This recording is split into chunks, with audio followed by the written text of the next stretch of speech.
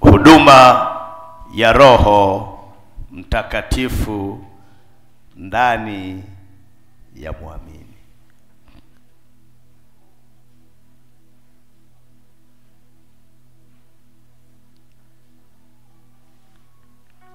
Nimekuwa na mtiririko mkubwa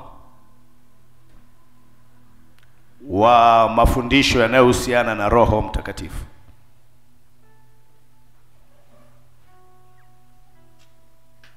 Na lengo langu kubwa sio tu uwe na ufahamu juu ya Roho Mtakatifu, lakini upate uzoefu wa huyu Roho Mtakatifu. Kuna utofauti kati ya kumhubiri Roho Mtakatifu na kuwa na uzoefu na huyu Roho Mtakatifu. Bahati mbaya nimesikiliza jana kwenye redio moja, wakati nakwenda kwenye redio kuhubiri, watu wanamzungumzia Roho Mtakatifu, ni watu wa dini. Nilisikitika sana. Nikajua hao wanahubiri juu ya Roho Mtakatifu, lakini hawana uzoefu na huyu Roho Mtakatifu. Na mimi sitaki tu ujue habari za Roho Mtakatifu na kazi yake. Nataka upate uzoefu. Unajua, uzoefu ni tofauti na elimu. Uzoefu ni tofauti na yale maarifa tu ulioweka kichwani, juu ya ni mwalimu, juu ya ni mshauri, juu ya ni msaidizi, juu ya ni parakleto. Maana yake upate uhakika na ujuzi wa kumjua huyu Roho katika ngazi binafsi, ambayo ukimjua na ukimfahamu vizuri, hakuna atakayezungumza habari zake ambaye akakosea ukashindwa kugundua kwamba huyu amjui. Bwana Yesu Kristo asifiwe. Haleluya, haleluya. Kwa hiyo hii ni zaidi ya kuwa na maarifa. Hii ni zaidi ya kujaza ujuzi. Hii ni zaidi ya kujaza notes. Hii ni zaidi ya kujaza vitabu na vitabu, kumweleza kuanzia mwanzo mpaka mwisho alivyokuwa nafanya. Hii ni issue ambayo wewe mwenyewe ni shahidi wa namna anavyofanya kazi na namna anavyotenda, namna anavyosema na namna anavyoongoza, namna anavyoshauri na namna anavyobehave. Tuko sawa sawa? Na hii itakusaidia sehemu kubwa ya usimjue tu Roho Mtakatifu kama kitu au kama nguvu au kama wingu au kama mkondo wa maji au kama mto. Usijue tu utendaji wake, lakini umpate uzoefu wa kumjua Roho Mtakatifu kama mtu ndani ya mtu. Kwa hiyo lengo ni kumjue kama person, kama mtu, kwamba mtu yuko ndani yako. Hii ni elimu nyingine kabisa ambayo inamtegemea mtu na Mungu kuweza kupata uzoefu na ujuzi ambayo Mungu anaukusudia kwenye maisha ya mtu. Bwana Yesu Kristo apewe sifa. Kwa hiyo kumjua huduma, maana yake kwanza umjue kama mtu ndani. Umjue kama mtu. Anafundisha sawa, na ana nguvu za Mungu sawa, lakini utengeneze mahusiano ya wewe na yeye kama mtu. Uanze kumuona kwa sura nyingine, uanze kumtazama kwa sura nyingine, na uanze kujibehave kwa sura nyingine. Ukitoka kwenda kazini, unajua unaye. Unasema Roho Mtakatifu twende pamoja. Unakwenda kufanya shughuli fulani, Roho Mtakatifu tufanye hivi. Ujue yuko pamoja na wewe. Ujue yupo pamoja na wewe. Sasa huu ni uzoefu ambao hautokani na maandiko ya kithiolojia. Huu ni uzoefu unaotokana na mahusiano yanayoendelea baina ya wewe na yeye, kwa kumjua, kwa kumsikia na kumgoja. Bwana Yesu Kristo asifiwe. Haleluya, haleluya, haleluya. Kwa hiyo huduma hii sitaki kuzungumzia anachofanya, nataka umwangalie yeye kama mtu ndani yako. kati ya mambo unayoyahitaji au kitu unachokihitaji kwenye nyakati hizi ni Roho Mtakatifu. Mimi nakwambia, yaani unamhitaji Roho Mtakatifu zaidi ya kitu kingine chochote katikati ya changanyikeni hii, katikati ya mahubiri ya kushoto na kulia ambaye haeleweki, katikati ya roho zidanganyazo, katikati ya roho za mapepo, katikati ya roho za mizimu. Hauna uwezo na ushirika na Roho Mtakatifu kusaidia, hali ni ngumu. Anaitwa Roho wa kweli, manake yeye siku zote atakuongoza katika kweli na atakusaidia kuweza kujua huu ni uongo. Bwana Yesu apewe sifa. Kwa hiyo waliokuwepo nilianza kujulisha kuwa akiingia ndani ya maisha yako, cha kwanza anachofanya atakujulisha kuwa haujui kuishi.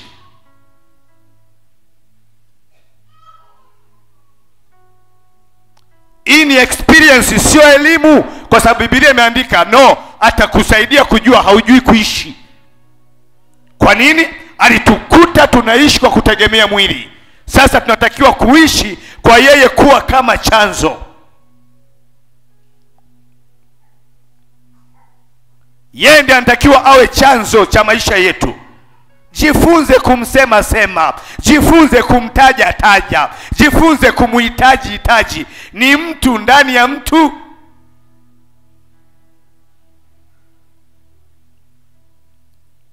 Bwana Yesu asifiwe. Haleluya. Haleluya. Na hiyo nilikwambia ni ipi? Ni kwenye Galatia 5:16. Anasema tukiishi kwa Roho. Lakini nilikwambia kazi ya pili anayofanya ni kukuunganisha na mbingu. Nikazungumza juu ya Yohana 5:19. Sifafanui.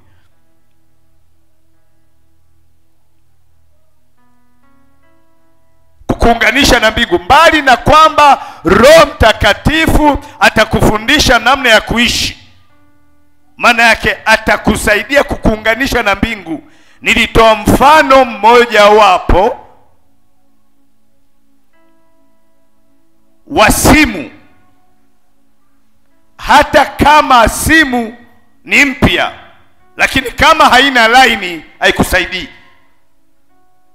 Laini ndio itakayo kusaidia kukuunganisha na ndugu zako. Laini ndio itakayo kusaidia uongee na mtu Marekani ukiwa hapa. Laini ndio itakayo kusaidia uunganishwe na wazazi wako na marafiki zako. Kwenye mitandao itakuunganisha na jamii. Ni laini. Simu inaweza ikawa milioni 2, lakini kama haina laini haikusaidii chochote. Sasa Roho Mtakatifu ni laini ya mbinguni. Akiingia ndani anakuunganisha na mtandao wa kiungu, anakuunganisha na mtandao wa mbinguni. Unaweza kujua mambo yanavyoendelea katika ulimwengu wa roho. Unaweza kujua mambo yanayoendelea katika mbingu. Unaweza kujua mbingu saa hii inapanga nini, mbingu saa hii imekusudia nini, mbingu saa hii inasemaje. Yeye ndiye anafanya kazi hiyo. Na ndio maana Yesu Kristo, pamoja na kwamba alikuwa ana Roho Mtakatifu, lakini akufanya kitu kingine chochote isipokuwa amesikia kutoka Baba akifanya. Amen. Amen. Amen. Amesikia kila ambacho, manake Roho Mtakatifu ndiye alikuwa anamuunganisha na mtandao wa juu kule. Manake anataka maisha yako yategemee pale. Pale ndipo kuna kila kitu chetu. Pale ndipo kuna makao makuu. Pale ndipo kuna head office. Pale ndipo kuna maelekezo yako yote. Pale ndipo kuna mikakati yako ambaye Mungu alikusudia. Kwa hiyo Roho Mtakatifu atakuunganisha na chanzo chako ambacho Biblia inaita Sayuni, yani makao makuu ya serikali ya mbinguni. Chapie Bwana Yesu makofi. Lakini nilizungumza juu ya Roho Mtakatifu anapokuja anakuwezesha kuwa hai kwa Mungu. Hiyo nilizungumza juu ya Warumi 6:11 na nikazungumza juu ya Isaya 32:11 hadi 17. Haya ni mambo ambayo nimeyazungumza. Ukiweza rudi kwenye YouTube, nilikuwa nachanganua kidogo haya mambo. Huwezi kuwa hai mbele za Mungu bila huduma ya Roho Mtakatifu. Haiwezekani. Lakini ya nne nilikuambia na kusaidia kujua mambo ya Mungu. Kwa lugha nyingine, mawazo ya Mungu na njia za Mungu, anakusaidia. Na hiyo niitoa kwenye Wakorintho wa kwanza 2 mstari wa 11. Awezaje mtu kujua? Mtu anayejua mambo ya mtu ni roho wa mtu. Lakini mambo ya Mungu lazima Roho Mtakatifu akusaidie kujua. Na mambo ya Mungu Biblia inafafanua kama mawazo na njia za Mungu. Anasema njia zake si njia zetu, wala mawazo yake sio mawazo yetu. Kwa hiyo atakupa kujua kile kinachoendelea kule juu kwa ajili yako. Sio issue ya kujua historia ya Mungu, ni issue ya kujua Mungu anataka nini sahihi. Na ndio wengi wamepigwa chenga hapo.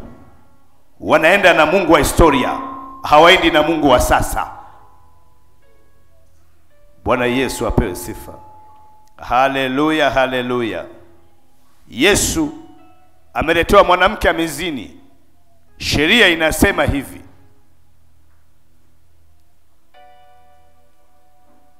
Ni kweli neno linasema hivi. Ni kweli utaratibu unasema hivi, apondwe na mawe afe. Lakini kwa sababu Yesu hakuwa anafanya kitu isipokuwa kile ambacho Mungu anataka kwa huo wakati, akajua saa hii wanadamu wanasema afe, lakini mbingu saa hii inasema asife. Amen. Kwa hiyo lazima kuwe kuna mawasiliano ya moja kwa moja kati ya Mungu na mtu, ili kujua saa hii Mungu anasemaje. Na hii ndio imesababisha migogoro ya watumishi na makanisa, kwa sababu wana Mungu wa historia, hawana Mungu wa sasa.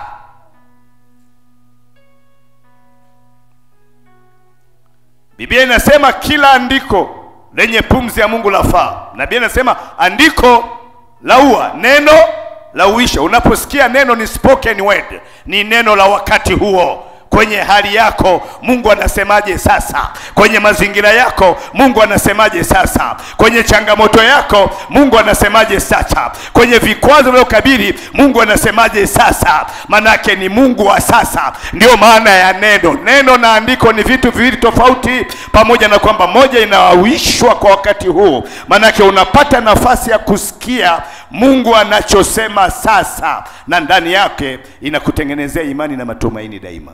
Chapia Bwana Yesu makofi. Lakini nikwambia ya tano, nilikwambia Roho Mtakatifu ndani ya mtu anatusaidia kufanya mambo zaidi ya uwezo wa kibinadamu. Biblia inasema kwenye Isaya 40:31, vijana watakimbia na kuchoka, watatembea na kuzimia, lakini wale wamngojao Bwana, wanaokaa kwenye maombi, watakimbia wala hawatachoka, watatembea wala hawatazimia. Anakuonyesha wazi kabisa ya kwamba huyu Roho Mtakatifu anapokuja na nguvu zake, anakusaidia kufanya yale ambayo ni zaidi ya uwezo wa kibinadamu. Huwezi kukimbia bila kuchoka. Amen. Wala huwezi kutembea bila kuchoka. Lazima kuna nguvu ya ziada imekuja kukuwezesha ili ufanye hayo mambo katika hali isiyo ya kawaida. Anakuonyesha unafanya biashara kwenye hali ya kawaida, lakini kuna nguvu isiyo ya kawaida. Kwa hiyo anakuambia, anakupeleka mbali na mipaka ya kibinadamu. Binadamu uwezo wake una mipaka, nguvu zake zina mipaka, ufahamu wake una mipaka. Roho Mtakatifu anapokuja anamsaidia mwanadamu afanye zaidi ya mipaka ya kibinadamu. Chapie Bwana Yesu makofi. Haleluya, haleluya, haleluya, haleluya. Roho Mtakatifu ni urithi wetu. Mwambie mwenzako ni urithi wetu. Ni urithi kwa kila muamini. Nilimsikia jana mtu mmoja, mhubiri mmoja anasema, watu wanaonena kwa lugha wanajuaje kwamba kunena kama karama? Nilisikitika afu nikakasirika sana. Roho Mtakatifu yupo kwa kila aminiye, sio kwa ajili ya watu wachache. Zamani ndio alikuwa anakuja kwa watu watatu. Alikuwa nabii, alikuwa mfalme, na alikuwa ni kuhani. Ndio alikuwa anapakwa mafuta. Roho Mtakatifu tena anakuja juu yao, sio ndani yao. Lakini kwenye Agano Jipya kila muamini anapaswa awe na Roho Mtakatifu kwa msaada wa kumuongoza. Ndio maana Biblia inasema wale wanaoongozwa na Roho, hao ndio wana Mungu, sio wanaoongozwa na manabii, wanaoongozwa na Roho. Hao ndio wana wa nani? Wa Mungu. Kwa hiyo Mkristo anapaswa kujua huyu Roho aliye naye, namna anavyomwelekeza na kumwongoza ili apate baraka kama mwana wa Mungu. Tuko sawa? Tuko sawa? Tuko sawa sawa? Hii ni ahadi kwa kila muamini. Hii ni ahadi kwa kila muamini. Ndio maana kama utaweka juhudi zako bila yeye, kazi yako itakuwa ni bure. Ni sawa sawa na mtu anayelima kwa jembe la mkono na anayelima kwa ng'ombe, ama anayelima kwa nini? Kwa trekta. Ni watu wawili tofauti. Anarahisisha utendaji wa mambo. Anarahisisha utendaji wa mambo. Anayo maarifa ambayo sio yetu. Anayo ushauri ambayo sio wetu. Anazo njia ambazo sio zetu. Haleluya, haleluya. Haleluya, haleluya. Sasa ili upate kujua huyu Roho zaidi, hebu usimsikitishe. Yumo ndani. Maisha mengi ya frustration ni maisha yaliyo mbali na huyu Roho. Sio mbali na manabii, mbali na huyu Roho. Roho unaye, unanena kwa lugha, unaye, yuko ndani, unaye. Kwa nini usingangane kumjua? Kwa nini usingangane kumsikia? Kwa nini usingangane kumgoja? Kwa nini usingangane na yeye?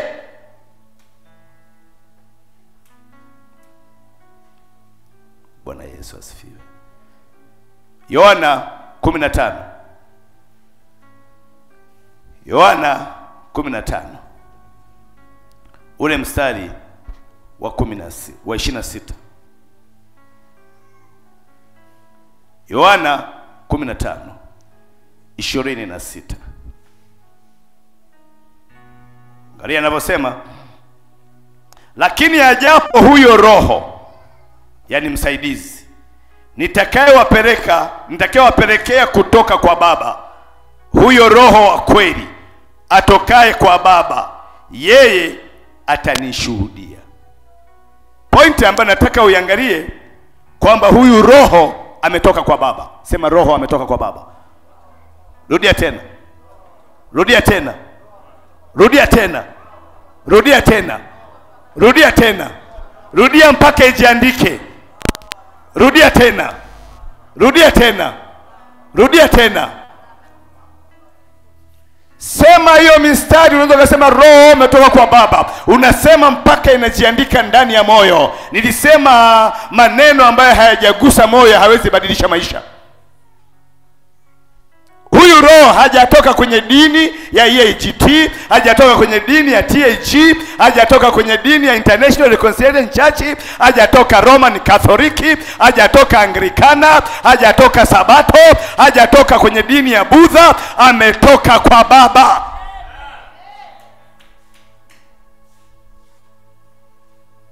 Hakuna dini inayomhodhi Roho. Hakuna dini iliyomzungushia kwamba huyu ni wewe wa kwetu. Bahati nzuri sisi tutabatiza katika maji, lakini Roho anapokuja juu ni Yesu Kristo ndiye amehusika, si dini yako. Yesu ndiye anayebatiza watu kwa Roho Mtakatifu. Lazima utofautishe ishu ya dini na mafundisho ya dini na mapokeo ya dini na uhalisia wa neno. Hakuna dini inayemiliki Roho. Roho anamilikiwa na Baba, na Baba amemtuma kwetu. Sema Roho ametoka kwa Baba. Rudia tena. Rudia tena. Rudia tena. Bwana Yesu asifiwe. Kwa lugha nyingine, ametumwa na Baba. Ndio maana watu wengi watatengeneza mtazamo mkubwa baina ya Baba, watamwacha Roho. Watamwacha Roho kabisa.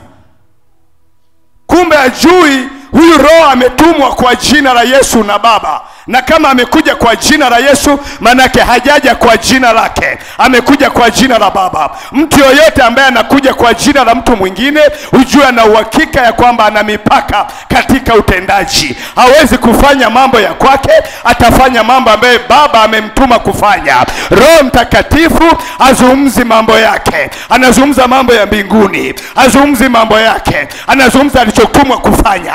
Ukimsikiliza yeye, umeisikiliza mbingu. Ukimjua yeye, umejua mbingu. Ukimtegemea yeye, umetegemea mbingu.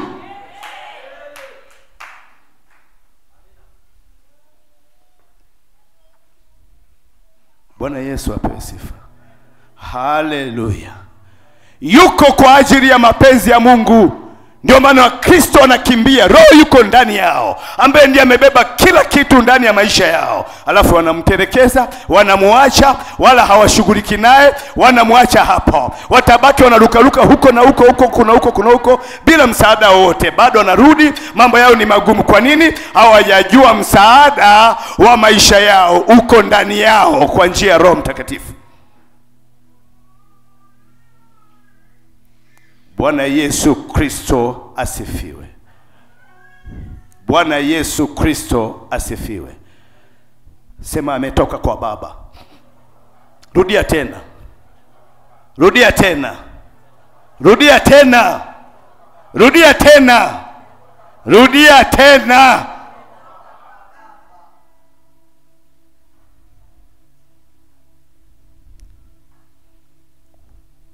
Yohana 16. Yohana 16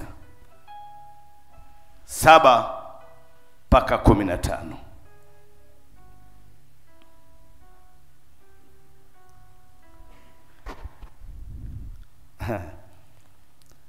Yohana 16:7 mpaka 15. Angalia utendaji wa Roho ulivyo. Lakini mimi nawaambia iliyo kweli, yawafahamu ninyi mimi niondoke, kwa maana mimi nisipoondoka huyo msaidizi hata kuja kwenu, bali mimi nikienda zangu nitampeleka kwenu. Naye akisha kuja huyo, atauhakikishia ulimwengu habari za dhambi, haki na hukumu. Kwa habari ya dhambi, kwa sababu hawaniamini mimi, na kwa habari ya haki, kwa sababu mimi naenda zangu kwa Baba wala hamnioni tena. Kwa habari za hukumu, kwa sababu yule mkuu wa ulimwengu huu amekwisha kuhukumiwa. Hata, sema hata. Rudia tena. Bado, sema bado. Nikali, sema nikali. Ninayo mambo mengi ya kuambia, sema ninayo mambo mengi ya kuambia. Lakini hamuwezi kustahimili hivi sasa, sema hamuwezi kustahimili hivi sasa. Lakini yeye atakapokuja huyo Roho wa kweli, atawaongoza awatie kwenye kweli yote. Kwa maana hata nena kwa shauri lake mwenyewe, lakini yote atakayosikia atayanena, na mambo yajayo atawapasha habari yake. Sasa sikiliza. Hizi ni huduma mbili. Yesu anazungumzia huduma ya yeye mwenyewe, lakini anaeleza pia huduma ya Roho Mtakatifu. Sasa nisikilize kwa makini, itakusaidia. Yesu anawaambia ni kali na mambo mengi ya kuambia, lakini hamuwezi mkastahimili. Uweza wenu wa kuyapokea ni mdogo.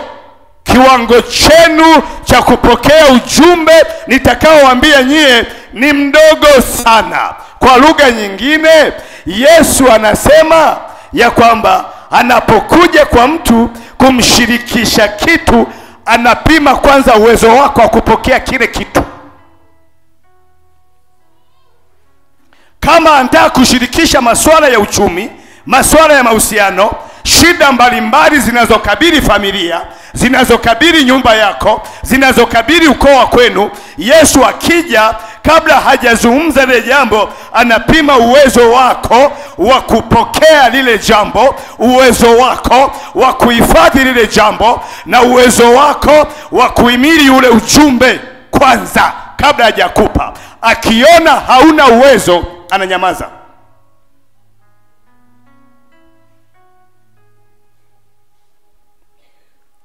Bado ni kali na mambo mengi ya kuambia, lakini hamwezi kustahimili. Ila nikiondoka sasa, huyu Roho atafanya nini? Atakuja, atawasaidia. Umewahi kujiuliza juu ya mtazamo wa Yesu ulivyo? Okay, kwa mfano, huu ni mfano. Nikwambie, unaona huyo anayekaa kushoto kwako, unamuona? Muangalie huyo anayekaa kushoto kwako, unamfahamu? Huyo ni mchawi. Alafu akaondoka. Nakwambia huyu kwanza atahama. Alafu atakuwa makini sana. Kumbe huyu ni kapokea ujumbe ambao ni zaidi ya uwezo wake.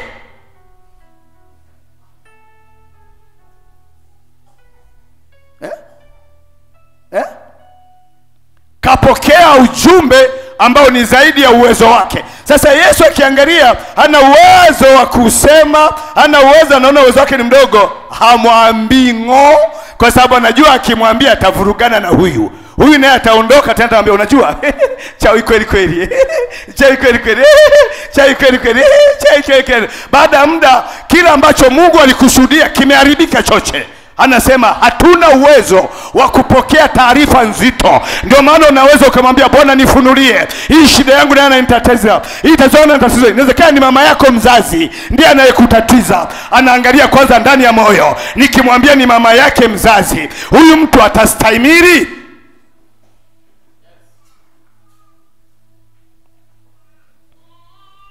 Bwana Yesu asifiwe. Haleluya, haleluya. Haleluya. Ndio maana lazima kuwe makini sana kwenye mambo ya namna hiyo. Sasa huduma ya Yesu ilikuwa ni huduma ambayo kila wakati na kila muda alikuwa na check ujumbe. Vipi nikwambie ya kwamba unamwona huyu ni mchawi, halafu mke wako? Vipi? Hebu niambie kuanzia sasa itakuwaje? Itakuletea? Halafu ukiona tu ameinama hivi nyumbani tayari ananiroga.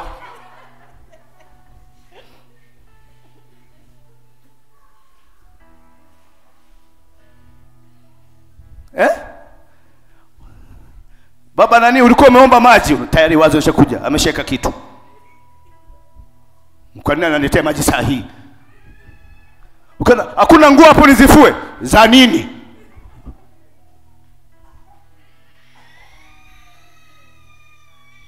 Mwambie mwenzako kuwa kuna baadhi ya siri Mungu hawezi kukupa kwa sababu ya utoto.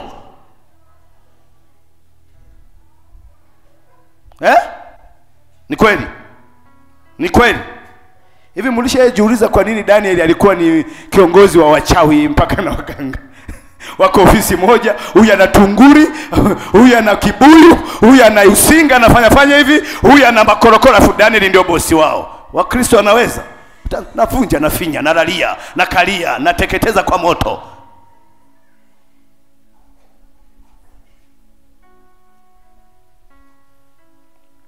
Yesu alikuwa anaangalia hiyo stage ya kwamba huyu mtu nikimwambia hii juu ya tatizo lake, moyo wake una uwezo wa kubeba uzito, moyo wake una uwezo wa kubeba ujumbe huu, moyo wake unaweza ukabeba taarifa hii, moyo wake unaweza ukabeba nguvu hizi. Anaangalia kwanza kabla hajakutwisha mzigo huo. Akiona hauwezi. Nilikuwa nasikia ushuhuda mtu mmoja. Alikutana na mtumishi mmoja wa Mungu, alikuwa anabadilisha tairi, ilikuwa limeharibika. Alafu yule mtumishi, yule mama akamfuata. Alafu akamwambia, mtumishi wa Mungu naomba nisaidie. Ghafla mtumishi wa Mungu akaanza kufunua vitu vya sirini. Akamwambia mama yake mzazi ndiye anastiki. Yule mama mtoto akagoma kwa sababu aliyempeleka kwenda kutafuta msaada alikuwa ni mama yake. Akamwambia sina ndugu yako yuko hivi na hivi, yuko hivi, na akaamua kwenda zaidi, yuko hivi na hivi. Akashangaa, akasema basi sosi ya shida yako ni mama yako mzazi.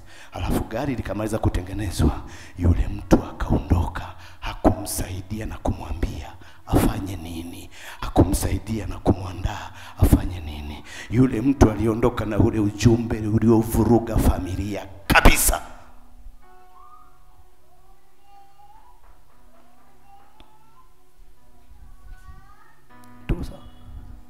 Ulivuruga familia kabisa.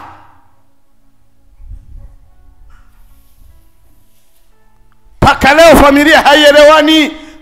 Hivi umeshajiuliza watu wanaofanya vitu ambavyo mpaka sasa hivi anakuja mtumishi wa Mungu, labda anakuja kwa John, alafu anamwambia ameenda John amekuja na familia yake, alafu ghafla anamwambia kwamba mke wako ana awara mwingine. Umejiuliza hicho kitu? Kuna ndoa pale, kutakuwa na ndoa pale. Unamwambia mtu ambaye huweza prophesize bana, prophesize, anaharibu ndoa. Hana uwezo wa kubeba hilo, hana uwezo wa kuchukua hilo, hana uwezo wa kuhimili hilo.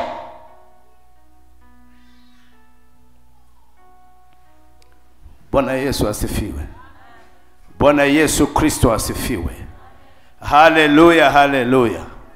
Wakati mmoja nilikuwa kijana mmoja alikuwa anazimia, anatembea anaanguka anazimia, anatembea anaanguka anazimia, anatembea anaanguka anazimia. Alafu ndugu yake mjomba akamwambia mpeleke kwa Madaraka. Yule kijana nikamwangalia, ukimwombea anaunguruma tu kama simba. Alafu inakata. Sasa nikaangalia, huyu mtu ameshakuja kanisani ameombewa karibia mwaka. Wakati huo nilikuwa niko chini ya mtumishi. Nilichofanya nikamwambia siku fulani aje, lakini akiwa amefunga. Akaja akasema baba nimeshakuja. Nikamwambia nenda pale omba toba kwenye ukuta pale. Mimi nilikuwa naendelea na mambo mengine na watumishi wengine hapa. Alipomaliza nikamwambia simama. Nikaanza kumkirisha, lengo nilikuwa natafuta kujua ya kwamba hii shida ni ya nani. Kwa hiyo nilivyomwambia, niliingia kwenye maombi usiku kumwambia Mungu, huyu mtoto shida ni nini? Mungu aliniletea picha moja ya ajabu ambayo sikuijua mpaka nilipoanza kuombea, ndio nikajua. Mungu alizungumza na mimi usiku. Alinionyesha mama moja amechukua jiwe kubwa sana, alafu amekimbia akaenda kampiga mtu mmoja kichwani hapa tap, alafu akaanguka. Alafu nikamfuatilia mpaka nikamshika. Alafu nikaanza kumwambia, kwa nini unampiga huyu mtoto? Kwa nini unampiga na jiwe kubwa mtoto huyu? Sasa wakati huo sikujua tafasiri yake. Kwa hiyo nimeanza kuomba ndani, nikaona anaunguruma, lakini nikaambiwa nifunge, nitumie maombi ya kufunga. Kwa hiyo nikasema na kufunga kwa jina la Yesu Kristo. Alafu ghafla sauti ya mwanamke ikatokea. Akasema siko peke yangu, tuko wengi. Nikamwambia mnakuja kufanya nini kwa huyu mtoto? Akasema tumekuja kumuua.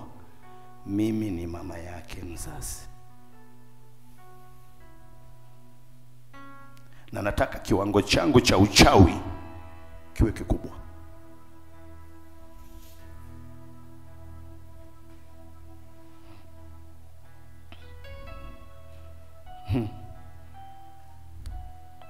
Sikumwambia yule kijana kwamba mama yake ndio alikuwa na uwezo wa kubeba. Mtu mwingine anachukua panga, anasema mama nimekuja kusalimia, kumbe amelificha mgongoni, ukutanisambua. Nani? Madaraka amesema kesi mimi sitaki. Niliendelea kuomba huko, nazidi kumsitiza. Akili yake haikuwa kama nzuri hivi. Kanisani akaacha, akawa haji. Piga chenga na nipiga chenga, nikwambia yule mama yake mzazi alimuua. Akafa. Wakazika, sio kiroho, kimwili akazika na kuzika. Ndio maana watu wengine tunaambia jamani, jitahidi, imiza, piga hatua, acha uzembe, acha ulegevu, jitahidi huko. Watu wanabaki ulimwengu wa roho hautanii. Ukikutarget bila msaada wa Mungu wanakula tu. Bwana Yesu asifiwe. Utukufu na heshima vina wewe Mungu.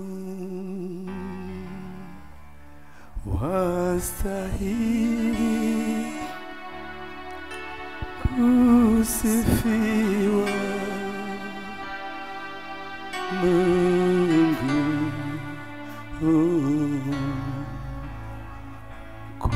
Huduma ya Yesu, alikuwa akikuangalia kwanza, akaona ujumbe huu ni mzito, ananyamaza, aseme. Ni tofauti na huduma ya Roho. Kwa lugha nyingine, atawaongoza katika kweli. Maana yake yale ambayo Yesu alisema hata yasema, yeye anayasema. Lakini anakuguide kwa hekima kitu gani ukifanye. Amen? Amen? Amen? Yale ambayo Yesu alikuwa ameficha, alikuwa amenyamaza nayo kwa ajili yako, hakuyaweka ndani, aliyatunza kwa ajili yako. Roho Mtakatifu anayafunua, lakini anakupa hekima na maarifa ya kukabiliana na hiyo situation. Chapia Bwana Yesu makofi. Hiyo ndio huduma ya Roho Mtakatifu. Anayaweka kwenye uhalisia, kama nilivyoona huyo mama anaenda nampiga mtoto wake, alafu ni mama yake wa kuzaa kabisa. Mtoto ni wa kuzaa. Bwana Yesu asifiwe. Bwana Yesu apewe sifa. Sema Roho Mtakatifu ni mtu ndani yangu. Roho Mtakatifu ni Mungu ndani yangu. Roho Mtakatifu ni Mungu ndani yangu. Bwana Yesu apewe sifa. Kwa hiyo tofauti wa Yesu na Roho Mtakatifu katika huduma, huyu alikuwa anaangalia, anatathmini, alafu ananyamaza akiona hauna uwezo. Huyu anafunua, lakini anakupa hekima. Umejiuliza nikwambie pale dukani kwako, na hii tabia wengi sijajua shida ni nini. Nimeona kuna mtumishi mmoja walivurugana na nabii mmoja, kwa sababu mwisho huko kwenye mwisho wa kitu. Nimeona kwenye kiwanja chako mapepo yanarukaruka hivi. Kwenye kiwanja chako mapepo yanarukaruka hivi. Alafu yule jamaa akamwambia, "Au kuona vizuri? Wale ni malaika." Ni mimi nimeona malaika wana. Sasa sio kwamba anapinga, yeye anazungumza lugha ya rohoni. Anabadilisha hali ya kwanza. Ndio maana watu wengi wanaambiwa matatizo mengi mabaya huwa wanaachwaga kwenye taarifa ambazo zinaumiza mioyo, hazina majibu. Nasikia msema. Kwa hiyo ana kiburi sana. Huyu anazungumza kwa imani. Kwa sababu gani? Imani ni kuwa na hakika ya mambo yatarajiwayo. Ni bayana ya mambo yasiyonekana. Utaniambia unabii wako, mimi nitakwambia roho, utaniambia lugha ya unabii, mimi nakwambia lugha ya imani. Imani ndio inayotupa kuishi. Kwa hiyo lazima ujue namna ya kusubstitute lile tatizo na jibu.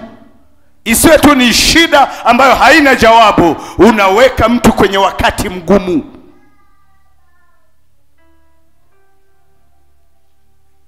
Tuko sawa? Tuko sawa? Tuko sawa sawa. Haleluya, haleluya, haleluya. Haleluya. Lazima ujue vitu vinavyokwenda. Niliwaambia, na huwa nawaambia wakati wote, nilikuwa nimeenda sehemu moja kuhubiri, ndio ninaanza huduma. Niliwaambia na huduma ya kinabii, ila huwa sizungumzi. Nimejikunja usiku naomba rapakanda rapakashika, na nikapiga na mkesha wangu, alafu Mungu akaniletea picha ya lile kanisa, akanionyesha dada moja mchanganyaji. Mimi sikujua kama ni mke wa mtu. Sijakaa na kusikiliza vizuri kupata zaidi taarifa, nikacheki namna alivyovaa. Ilikuwa ni kijiji kingine kabisa mbali. Wale wanatokea Bariadi ni kijiji kinaitwa Ruguru Jineri. Kwa hiyo nikaenda pale, ndio huyu mtaabishaji wa kanisa. Sikujua, mimi kechi tu nimechomoka mbio. Wala sijapata information zaidi kwamba nini kifanyike. Mimi nimeona tayari nikapeleka. Kumbe wakati mwingine Mungu anakuonyesha labda hataki useme, ama anataka ujiulize zaidi, ujue atafanya nini. Mimi nikakamata. Kaanza kuongoza ibada pale. Riko raba sanda raba saka. Sorobo zanda bagora basaka. Kuna mtu anaharibu kanisa hapa. Nikamfuata, nikamshika. Nikamleta mbele. Sikujua kumbe ni mke wa mtu. Mume wake yuko humo. niliharibu kila kitu. Inawezekana kilikuwa ni kitu kizuri cha Mungu, lakini kwa sababu ya akili yangu mbovu na kutokutulia kwa lengo tu la sifa. Nimeona, ndio kama sasa tunasema nimeona. Wengine wanaambia hivi, huyu mtu Mungu kweli amemwambia useme? Huyu Mungu mtu amemwambia kweli azungumze? Watu wanatafuta title na pointi tatu ya nimeona. Si kila kitu Mungu atakuonyesha anataka useme. Bwana Yesu asifiwe. Niliharibu hali ya hewa kabisa. Sijui ile ndoa kama bado ipo mpaka leo, sijui.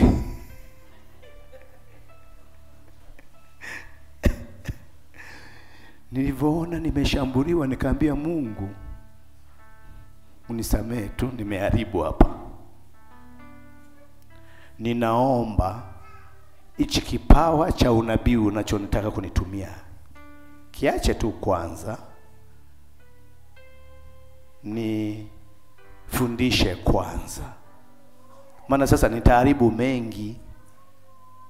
Kama leo hii nimevuruga, kesho naweza nikavuruga hata mke wa mchungaji hapo nikamvuruga. Ninaomba unisaidie tu Mungu. Naomba hii kuona nimeona, Mungu hebu acha kwanza, hebu nifundishe. Na amenifundisha mpaka sasa hivi, ndio maana naweza nikajua hii ni fake, hii ni original. Chapie Bwana Yesu makofi. Chapie Bwana Yesu makofi. Sasa wewe tu kidogo umeona haijakaa sawa mtaa. Yohana ameona tu kidogo hajakaa sawa tu, ameona tayari. Ameona kaono kutoka dogo tayari mtaa mzima umeshajua. Jamani tuombe, kumbe ni unafiki tu mkubwa. Unazungumza tuombe, yani nimemwona fulani, umeambiwa useme.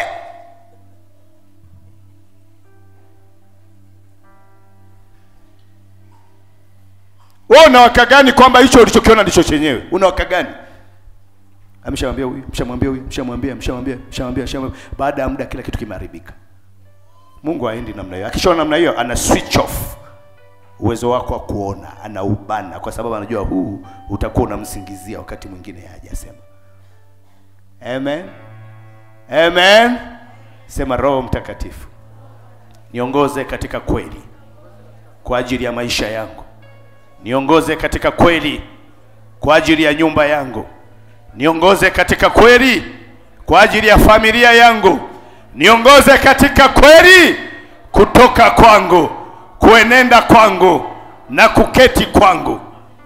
Wakati moja niliingia, niko kazini usiku. Alafu akaja mtu dhahiri wazi. Namjua ni askari kabisa. Nilijua huyu ni mchawi. Lakini hajawahi hata siku moja kumsikia anazungumza kwamba huyu ni, tunacheka. Huko moyoni anasema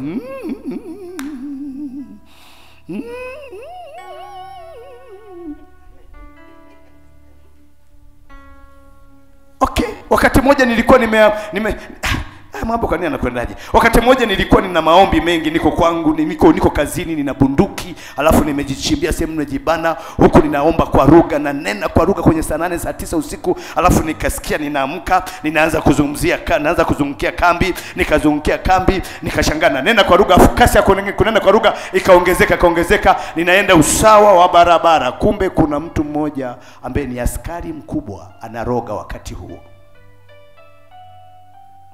Sikwambii katika ndoto, nakwambia dhahiri hivi. Nikafika pale, nikaendelea rapo seke papo rapaka, natafuta direction. Kumbe yeye amejichomeka, ameenda nyuma ya vibanda vya kuku na bata. Unajua magereza wanafuga sana bata. Amekaa kule. Na mimi nikaanza parabando reke nandarabasaka, huku naendelea rikirabasanda, kule alipo rabakonda rebasaka, kule alipo rimo tandararabasaka. Ninasogea ghafla, nikaona naye macho kwa macho, yuko uchi wa mnyama. Nikampiga tochi. Nikaribu. Huyu mzee ni mchawi, haitaka kuniua.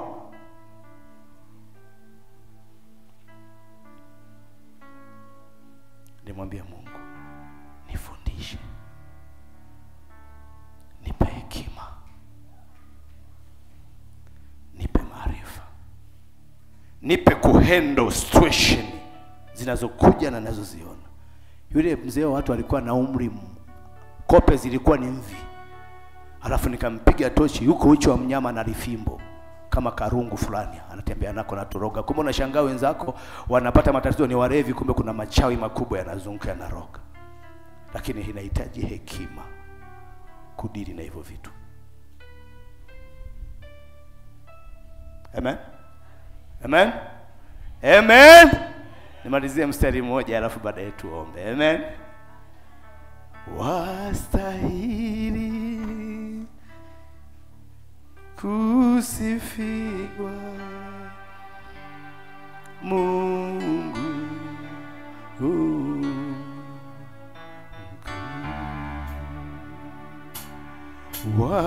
wastahili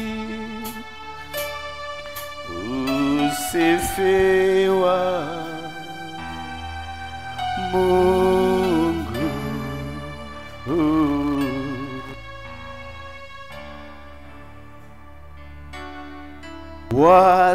wastahili kusifiwa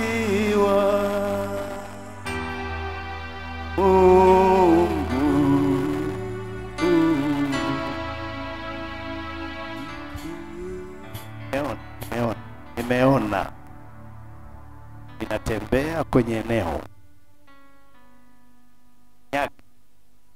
jua hapa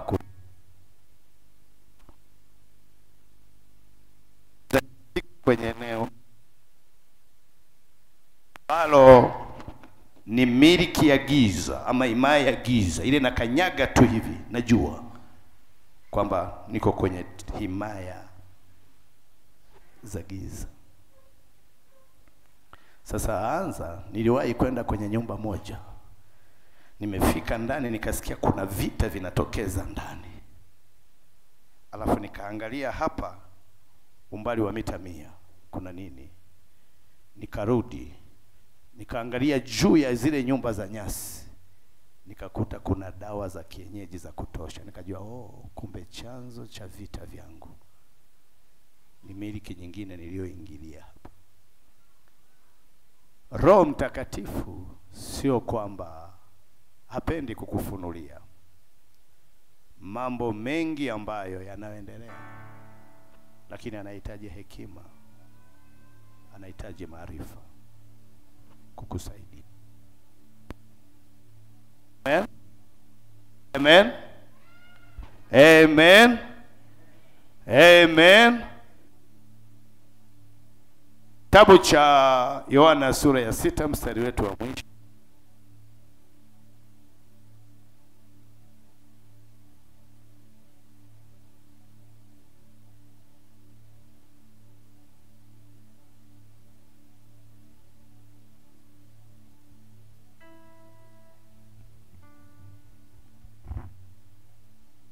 Yohana sura ya 8 mstari wa 16 hadi 17.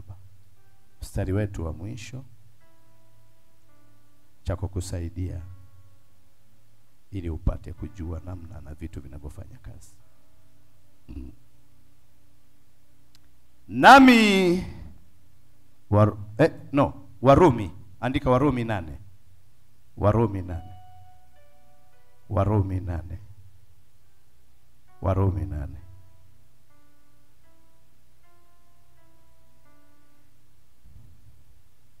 Nane 16 hadi 17.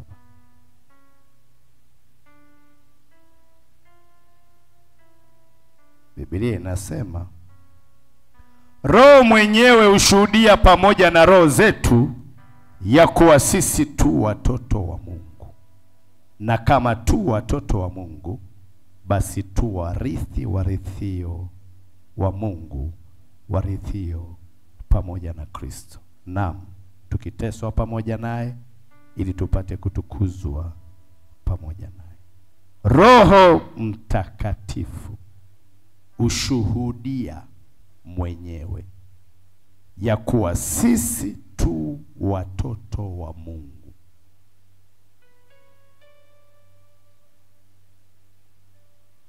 Kwa lugha nyingine, Roho Mtakatifu mwenyewe, si anatuma mtu, anazungumza na roho zetu na kutuhakikishia kuwa sisi tu watoto wa Mungu na warithio pamoja na Kristo. Bwana Yesu asifiwe. Bwana Yesu asifiwe. Kwa lugha nyingine, anashuhudia na kuthibitisha kuwa mtu yoyote aliyeokoka ni mwana wa Mungu.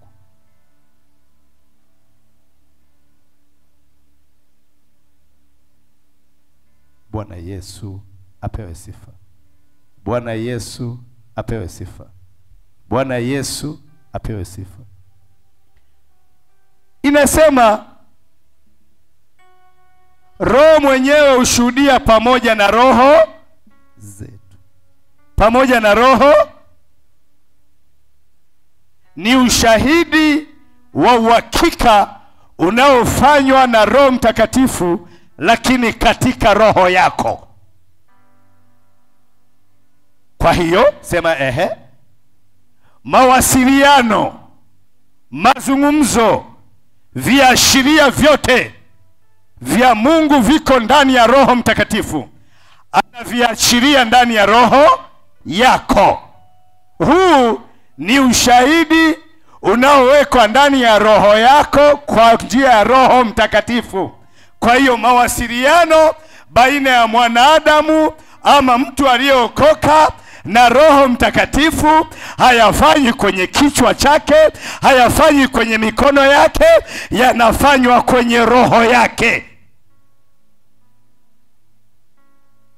Dunia nzima inaweza kusema wewe si mwana wa Mungu, lakini Roho Mtakatifu anakuambia wewe ni mwana wa Mungu. Dini zote zinaweza zikasema wewe si mwana wa Mungu, lakini ishu ya kuhakikisha ya kwamba wewe ni mwana wa Mungu ni Roho Mtakatifu, na uhakika huo anaweka kwenye roho yako, si kwenye dini yako, kwenye roho yako.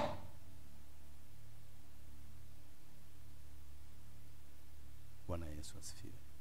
Wanaweza wanadini wakakataa, lakini Roho Mtakatifu anakuthibitishia wewe ni mwana wa Mungu na mrithi wa ahadi za Mungu. Sasa ushuhuda upi ni wa kweli? Wa wanadamu ama wa dini ama wa Mungu? Usibabaike. Wakristo wengi wanaposikiza redio, hii ndio dini yetu, dini yetu, dini yetu. Dini haijafa kwa ajili yako. Yesu ndiye alikufa kwa ajili yako. Mahusiano yako na Mungu yasijengwe kwenye dini. Mahusiano yako na Mungu yajengwe katika Roho Mtakatifu. Tuko sawa? Tuko sawa? Kwa hiyo unapata nini? Ni kwamba ushahidi wa uthibitisho ya kwamba wewe ni mwana wa Mungu unawekwa na Roho Mtakatifu. Tuko sawa sawa? Tuko sawa sawa? Tuko sawa sawa? Tuko sawa sawa?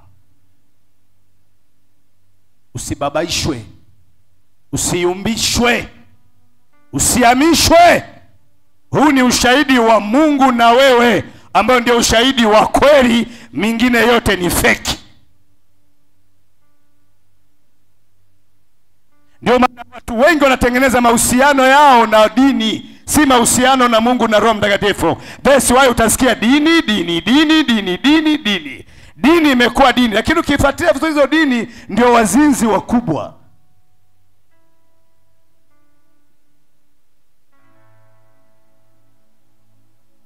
Yesu akija kuchukua kanisa, si ndio?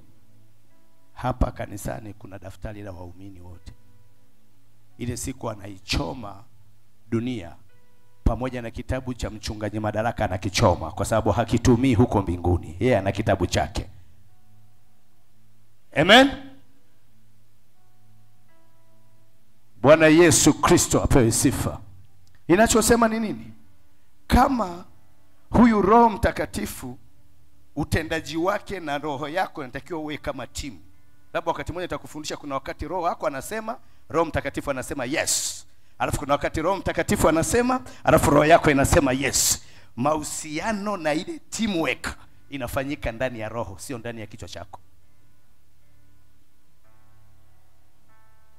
ninasema ukweli katika Mungu wala sisemi uongo. Roho Mtakatifu akinishuhudia. Paulo anasema kwamba anachosema cha roho yake, Roho Mtakatifu anaweka tiki. Ni cha kweli. Tafuta sana kuwa mtu wa kiroho kwa vitu vya roho na roho, kwa maelekezo ya roho na roho, kwa mwongozo wa roho na roho. Itakufanya utakuwa salama kwa kiwango kikubwa. Tuko sawa sawa? Tuko sawa sawa? Kwa mfano, Biblia inasema, Mungu unitegemeze kwa roho ya wepesi. Kwamba Roho Mtakatifu iko faster, lakini roho yako ina slow. Haijui lugha ya roho, haijui language ya Roho Mtakatifu. Lazima uiombee sana roho yako. Na hii ndio imekuwa ni shida sana. Kwamba roho zetu zimekuwa ni nzito. Roho zetu zimekuwa sio shapu kudaka vitu vya roho, kusikia vitu vya roho, kufahamu vitu vya roho. Kwa sababu hatujajifunza kusema Mungu nitegemeze kwa roho ya nini? Ya wepesi. Ukisema nisikie, ukisema nifahamu, ukisema nielewe. Sasa njia mojawapo ya kusaidia roho yako itembee kwenye wepesi ni kuwa na muda wa kutosha ya maombi ya kunena kwa lugha. Kwa sababu ukinena kwa lugha, akili yako haina matunda, ila roho yako inazungumza lugha ya mbinguni. Chapie Bwana Yesu makofi. Akili yako haielewi, lakini roho yako inaelewa. Maana yake inakupa kuwa na nia ya roho zaidi, inakupa kuwa ni mtu wa dhamiri ya roho zaidi. Ndio maana tumia muda wa kutosha katika maombi katika roho. Kuna kuomba kwa akili, lakini kuna kuomba kwa roho. Omba sana kwa roho ili uwe mtu wa roho, uweze kujua kinachoendelea, uweze kujua mahusiano, uweze kujua mwongozo unaotoka. Katikati ya unenaji ule, unazungumza lugha ya mbinguni ukiwa hapa.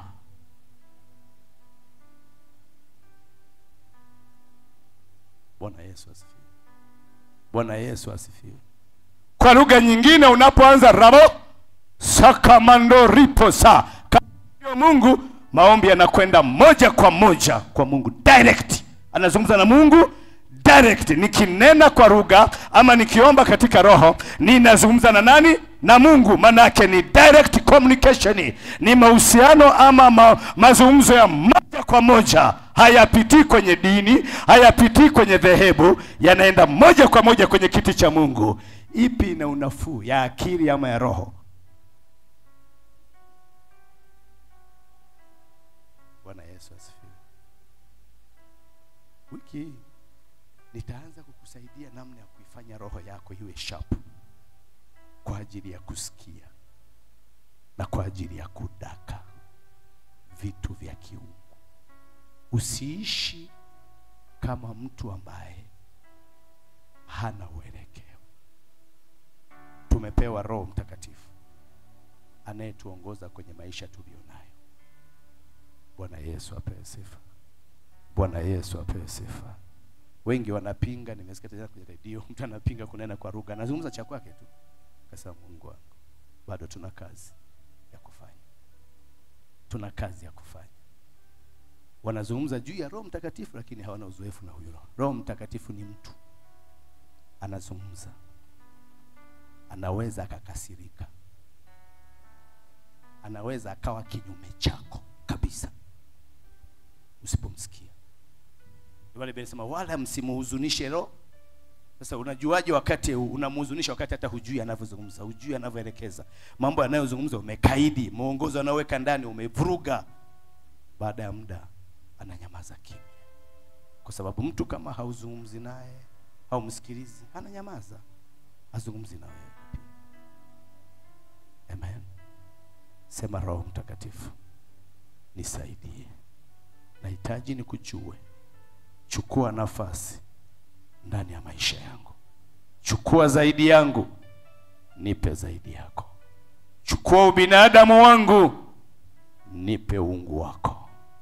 Chukua macho yangu, nipe macho yako. Chukua mikono yangu, nipe mikono yako. Chukua hatua zangu, nipe hatua zako. Nipe kutokuonekana katika maisha yangu, uonekane wewe. ujifunue wewe, ujidhihirishe wewe kwa jina la Yesu. Mimi ninapotea, wewe chukua nafasi. Mimi ninapotea, chukua nafasi wewe. Chukua nafasi kwenye maisha yangu. Chukua nafasi kwenye mipango yangu. Chukua nafasi kwenye njia zangu. Roho wa Bwana, niko hapa. Roho wa Bwana, niko hapa. Nimechoka kuishi kama mimi. Nipe kuishi kwa ajili yako, kwa jina la Yesu. Simama kwa miguu yako.